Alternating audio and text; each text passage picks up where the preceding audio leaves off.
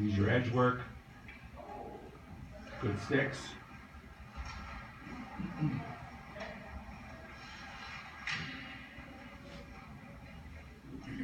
Use your stick to influence.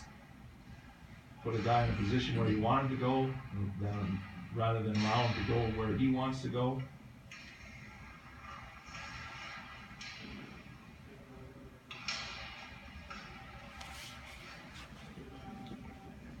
They learn the price of poor stick and poor positioning in this game.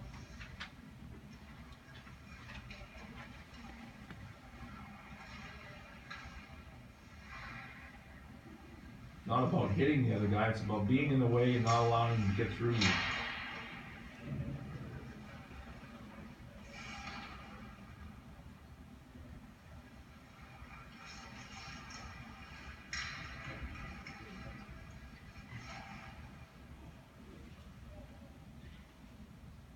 Put a little soccer in there.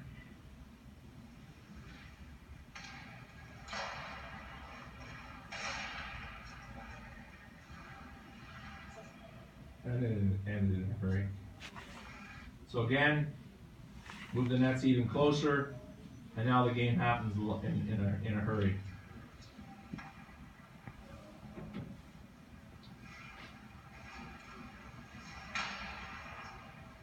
Poor stick, poor positioning, you lose. Has there ever been thought to give them like even a smaller area for skating in that drill, so they can't go so far away? Well, you can move those nets down in the corner and use the area just in the corner for sure. Like right now, they can go from goal line to blue line and board to blue line, right? But yeah. Well, they're not going to go too far because they want to score. So it doesn't, it allows them to build some speed and skate around. But we can move the players in as well down. This is more of a conditioning drill for these guys. Yep. Yeah, that's right. Yeah, like you're saying, you could move the nets right down against the boards and move the players down and build a wall across the top of the circles, however you want. Yeah. The idea is the game. The idea is the competition, the working on the stick skills, the positioning, and their creativity. Right. It builds their strength. It builds their stamina.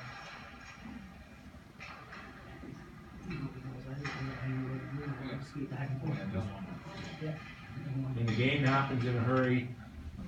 And then the last part, very similar to the first game we played with the goalie, but we start with two guys on the posts and just dump pucks in. And again, I'm talking about underneath for the puck and not over top. Stick on the ice because you have no goalie. So it's really important in this one where you use your tools, your skates, and your stick to defend the net, because the guy can turn and just fire it right in the net. And that's what this is all about. It's about defending the puck and paying attention to the puck. And I tell my players all the time, the puck is the most important thing. It ends up in the net, not the player. So a lot of guys are going to skate and go to hit a guy, they lift their stick off the ice, the puck goes by them, they have no concern for the puck, they want to check, and the puck goes by them. You have to defend the puck the whole time. Then, as the puck's gone by you, if you've had a good stick and you made a good play, now you can check, if you want. So this game happens really quick. You throw pucks in, give them 3 or 4 chances, give them back to the post so they start in an even position. It's about pushing with your stick down so it's at the puck. Stick on the ice.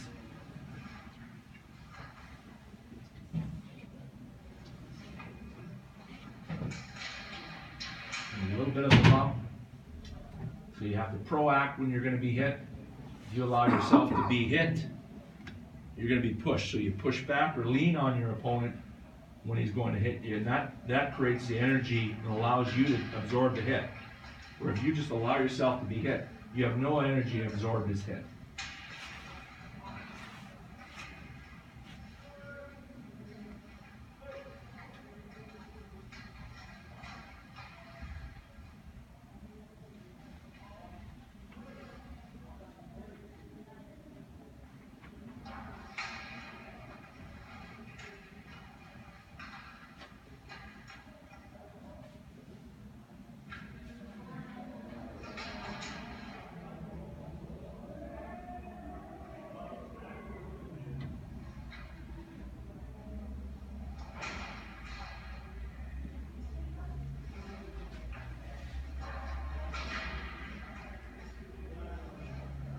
are starting to figure it out. They get better and better as they go along.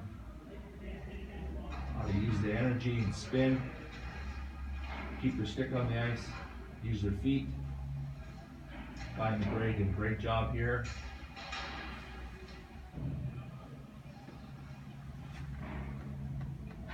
One of Bart's proteges, Braden Watts.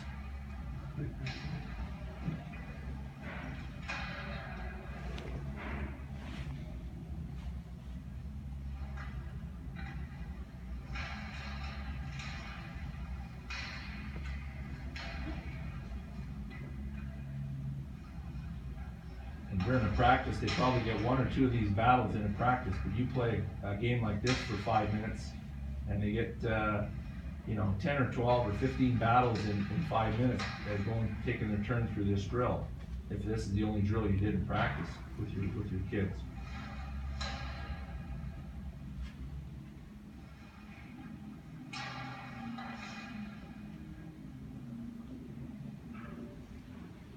All right, well that's it. That's what I have for you. Any questions at all? So Tim, checking underneath the stick, you guys don't take a lot of penalties. Do you think that's helped in that regard? Yeah, we're the second least penalized team in the Western Hockey League. Yes, definitely. We don't. We have our sticks on the ice. We don't reach and hook. And I harp on them all the time about stick on puck, stick on stick, body on body. So when you're going to check a guy, your stick's lined up with his stick, your body's lined up with his body, regardless of what hand he shoots. And you defend the puck until the puck's gone past you.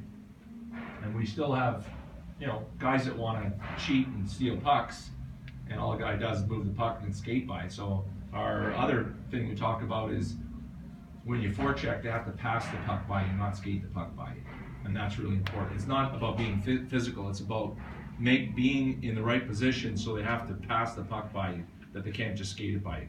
Because if they skate it by you, now he's gone the other direction and you're going the other direction, which is the wrong direction.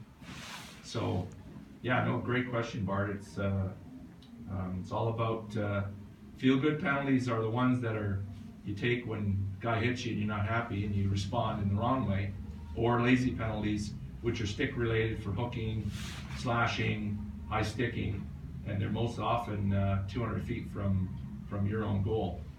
So it's really important to stick on puck, stick on the ice, and it can't start sooner. We get kids at the WHL level and they carry their stick up here, and I don't know where they get the habit from, but they've never been taught to keep their stick on the ice. If you don't have your stick on the ice, you can't take a pass, you can't shoot, you can't stick out. Tim, you spoke about creativity and really encouraging that in the young kids. Do you enforce the structure? Like, do you allow them to be creative within a certain structure, or you just allow them to be creative on their own? And well, at our level, our guys know that they're able to make a play. They have to recognize when there's a play there. If they can't make a play, there's an alternative. And that's indirect hockey, which is just a little chip to space for your line mate or teammate. Or sometimes you have to punt and have to just get the puck out because you're under pressure. But it's always make a play first. So that's the part of the creativity that they have the green light to do. And that's right from our end to their end and their end back when we recover the puck. And there's a lot of coaches that don't coach like that. And you'll see a lot of teams play a forecheck game where they dump pucks in, they dump pucks out, they do strong side face-offs all night in their own end, or rim face-offs, where they're not coming out of their end with puck possession, going up the other end. They're trying to create foot races, and that's a gamble all the time with the puck. So you win a face-off, you have the face-off clean, now you want to put it off the glass, out in the neutral zone, to create a foot race for your forwards. That doesn't foster creativity and puck possession and improvement with puck play with your players. I watch at the NHL, I can't believe how many NHL teams play like that. They're just so afraid that if their players make a mistake, that it's gonna end up in their net. You have to give the benefit of the doubt to your players that they can check, and you have a goalie. So if you skate the puck up the ice and you're at the opponent's blue line, and every time you get there you dump the puck in, now you have to go from the blue line to the goal line to try to retrieve it, work, 3 guys, 5 guys, and if you don't get it and they come out with puck possession, you gave up puck possession. Where if you make a play and it fails, the worst that can happen is the puck's there, now you're in the same area as the puck. So you didn't have to forecheck 60 feet. So why not try to make a play? That's the way I coach. And I think it's, players like it because they get to have the puck more, they get to try to make the play, which they always want to try to do is make the play. And that really promotes and helps grow the creativity. Not everyone's got the same amount of creativity in them, but they all want to be able to make a play rather than just get to the red line and dump it in and then forecheck, because that's the safe thing to do. Well, yeah, there's times you do want to dump the puck in. That's obvious times when it's the end of your shift and you've been out there a long time and you want to make sure you get off and you're up 2 goals with a minute left in the game. But that's about the only time.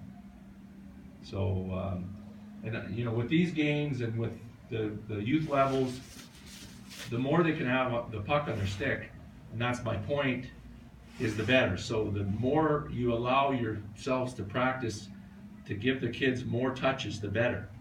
In our practices, I do fewer drills longer. So they get to do the same thing we're trying to do in a drill more times. Not just 1 or 2, but 5, 6, 7 times. So drills are for coaches. Less drills, more reps for the players. They get to do this, what you're trying to teach them more. And that's all the fundamentals, passing, shooting, skating, you know, and then all the stick skills. And then you'll have a template for where you want to play and have them in their spots. But, you know, if they learn to make passes, small area passes, and they can protect the puck and they can pass the puck, the game's a lot more fun. I know my guys enjoy it a lot more than most places.